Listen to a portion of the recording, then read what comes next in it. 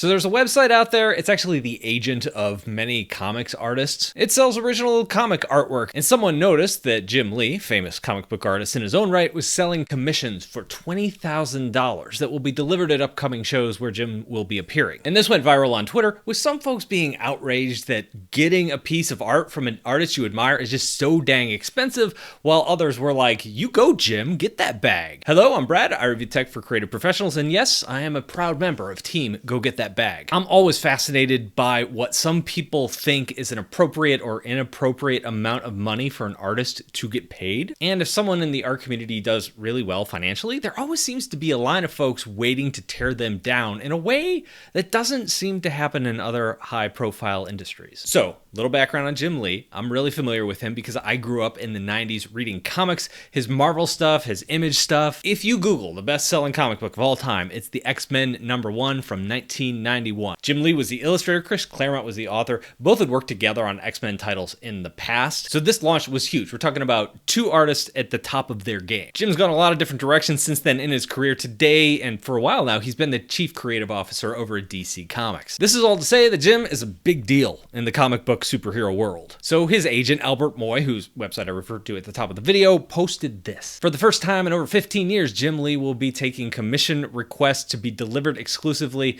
almost all the shows he's appearing in. This post goes on to list the rates for a commission. There are different price points, starting at like $1,000 for a simple headshot and going up from there. It's really interesting that the community has focused on the number 20,000, because there are some numbers higher, 25,000, 35,000, but we're talking $20,000 for a huge 11 by 17 full page. Here's some examples of some of the work we're talking about. This is the kind of quality we're talking about here. I personally do not consider these to be con sketches. This looks like finished art to me. Maybe this is why Jim Lee is a legend. His sketches look better than most people's finished art. And it says a lot that for the last 15 years, he hasn't been doing con commissions. There's probably a lot of pent-up demand here. So digging a little bit deeper, fine print later on in the post, is that Jim will be drawing these at the show, but you have to order ahead of time. And Jim will be choosing like which commissions that roll in that he wants to draw. So just because you commission him doesn't mean he's necessarily going to choose to do that commission. And to clarify, if he doesn't choose you, you don't have to pay. It doesn't work like that. You put in your request, he decides what he wants to draw. He chooses a handful that he wants to do at the show live in front of a lot of people. So he's being really selective. Now, I've personally never seen Jim Lee at a show before, but it sounds like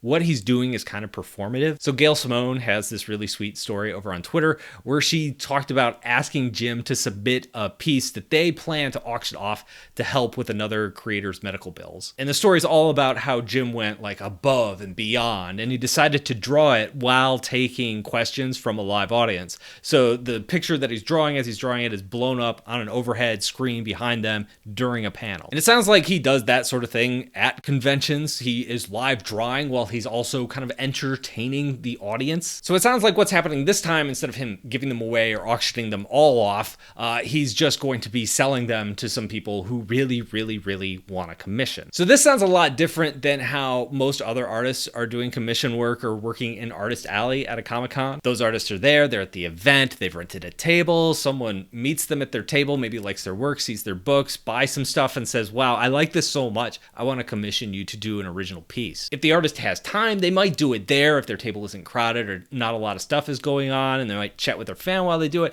Or if it's going to take more time, they may just take the order there, mail it to the fan at a later date. Needless to say, some people are mad about the prices, and I'm not sure how many people are actually mad about these prices. It might be just like 4 guys with no followers. But just over the weekend, the comic and art community came out in force to stand up for Jim. I think this is the tweet that really annoyed people. $20K is an obscene amount to charge your fans. Kind of says a lot about him. So a lot of people came out of the woodwork to defend this guy. Many of them pointing out that in the past, when he's given away artwork, people have just turned around and sold it on eBay for a ton of money. So if people are willing to pay that for a Jim Lee illustration, then why can't Jim just cut out the middleman and sell it for that much himself? Why is Jim not allowed to make that money? My first thought when I heard $20,000 for an 11 by 17 commission wasn't, oh, Jim wants to make a lot of money. My first thought was, oh, Jim doesn't want to spend all his time doing commissions. Okay, imagine this. You're a good cook. Maybe you do it for a living. Maybe on the weekend sometimes you cook a big meal for your friends. Maybe the next weekend you're doing it for your family. It's fun. They love the food. You get a kick out of making people happy. And it's fun being able to cook whatever you want, however you want. You get to try new things. So your cousin's talking up your cooking to some of the guys he works with, and one of them says, hey, can you come to my house and cook for my family next weekend? I'll pay you $500. And you're thinking, okay, I could use the $500. And that's a fair price for a day's work. So over time, you built up some name recognition and people start asking you to do that all the time. After a few months of people you don't know trying to pay you to cook for them, you're like, man, I just want a weekend off. I'm burning out and I'm not cooking what I want. I'm cooking what somebody else wants. I'm not experimenting. I'm not having fun doing this anymore. This is work. At a certain point, you're like, no, I don't want to cook for people on the weekends anymore. It's just not worth it for me. So someone comes back to you, they really want you, and they say, how about $1,000 instead of $500? No, I really want my weekends off. $2,000, eh? Now that's kind of tempting, but no. Promise my family I wouldn't work as much. $5,000 to cook for me just this weekend. Okay, yeah, that's a lot of money. I will cook for you this weekend. You have made it worth my time. So when I look at these commission prices, that's what I see. He doesn't want to spend his own time drawing for other people unless he's compensated for it. He can do it. He may even like doing it, but he doesn't want to spend all his time doing it. So if you really want an original Jim Lee piece, you have to really want it. We could take this analogy a little bit further. Say someone pays you $500 to cook for his friends over the weekend, and then you find out he's charging his friends for it and making a profit off your work. Okay, then you might want to raise your prices too. Another comment that popped up was this: think these prices are bad, just wait till you see how much he gets paid just to show up. So I have no idea what he gets paid to show up. But again, he's Jim Lee. He's a busy dude, and I'm sure he enjoys these conventions. He sees his friends, he meets the fans, but it's work. And every weekend in the US, there's a comic convention somewhere. If you are in the business of putting on